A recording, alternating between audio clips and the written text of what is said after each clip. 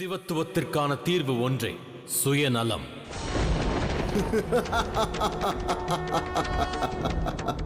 சுக்கிராச்சாரியர் எவ்வாறு இன்று சுயநலத்தை நிர்மாணித்தாரோ அதன் அடிப்படையில் கூறுகிறேன், இது பேரழிவின் துவக்கம்.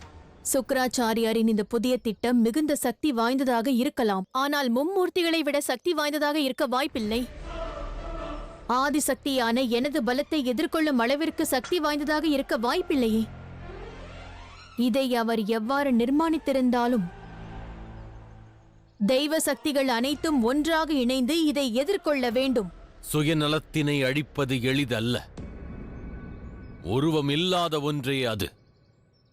ஏனெனில் சுயநலம் என்ற உணர்வின் விளைவை பற்றி எண்ணும் பொழுதே சிவனானவன் சவமாக உணர்கிறான்.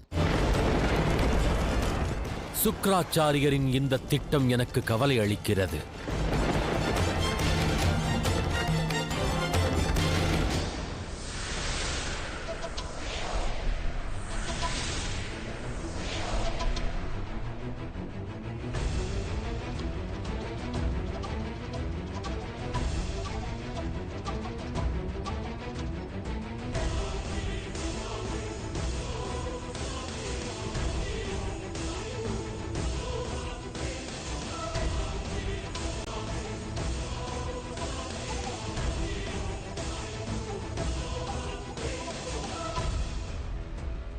வணங்குகிறேன் அசுரகுரு, வணங்குகிறேன் அசுரமாதா.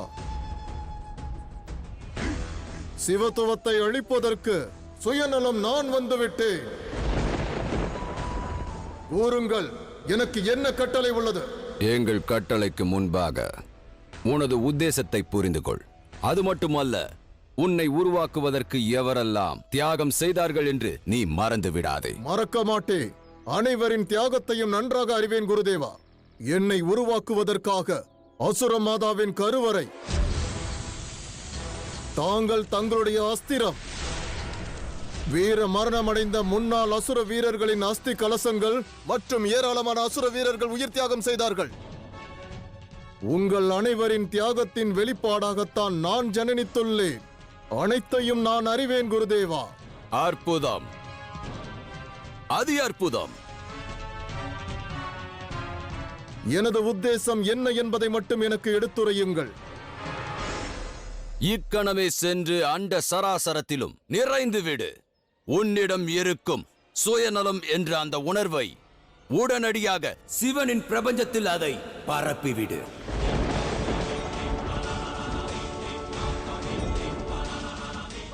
அதன் பிறகு நீ உருவாக்கும் அந்த பிரபஞ்சத்தில் அனைத்து ஜீவராசிகளும் உனது அடிமையாக இருக்க வேண்டும், சுயநலம் கொண்டிருக்க வேண்டும்.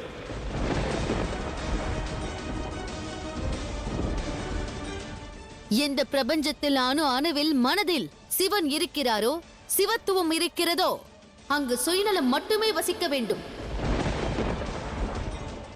இப்பிரபஞ்சம் சிவத்துவத்தை துறந்து தன்னலம் கொண்டதாக மாற வேண்டும். அனைத்து ஜீவராசியின் மனதிலும் சுயநலம் உண்டாகட்டும். அதுவே அசுர குலத்தின் வெற்றியாக மாறும்.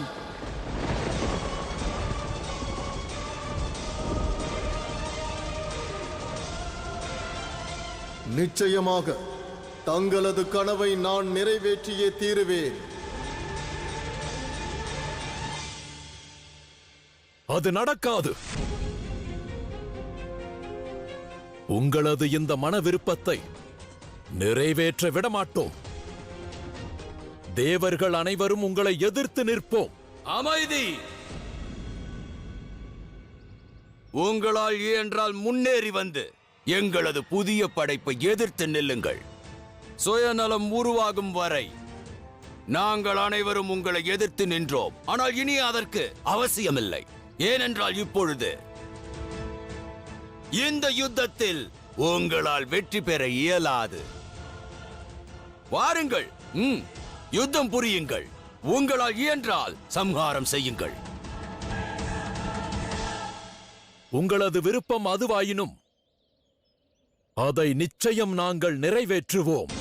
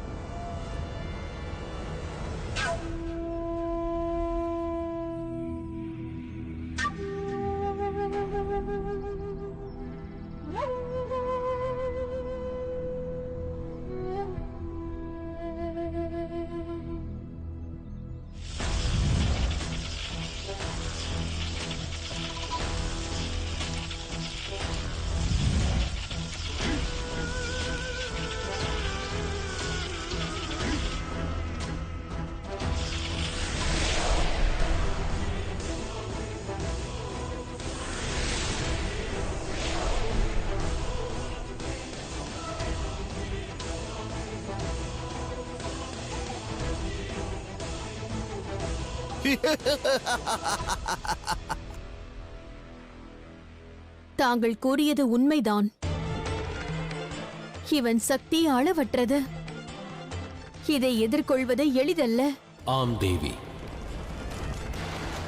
சுயநலத்தை அழிப்பது இயலாத காரியம்.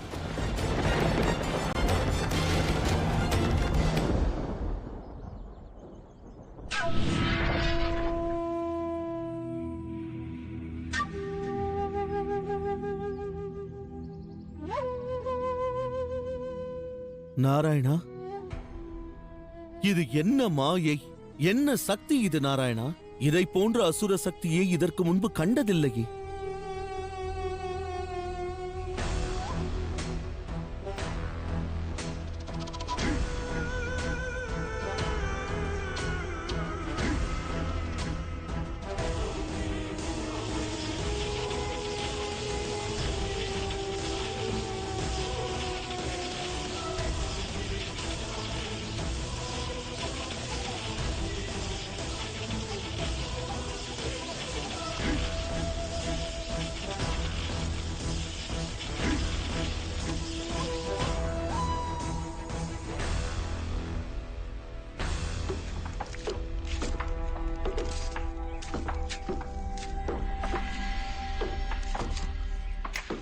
நாம் வெட்டிய விறகுகளை சரிசமமாக பங்கிட்டுக் கொள்வோம். சரி.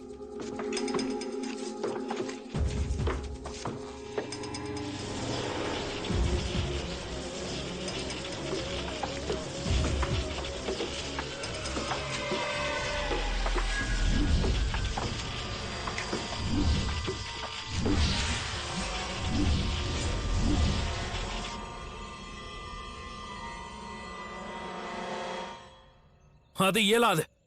அதிக விறகுகளை நான் வெட்டினேன். ஆகையால் அனைத்தும் எனக்கு தான் சொந்தம். முதலில் இங்கு வந்தது நான் தான். இந்த விறகை வெட்ட துவங்கியதும் நான் தான்.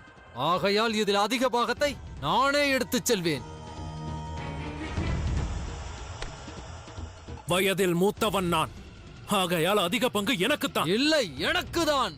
எனக்குதான் தர வேண்டும். என்னை தடுக்காதே. எனக்குதான்.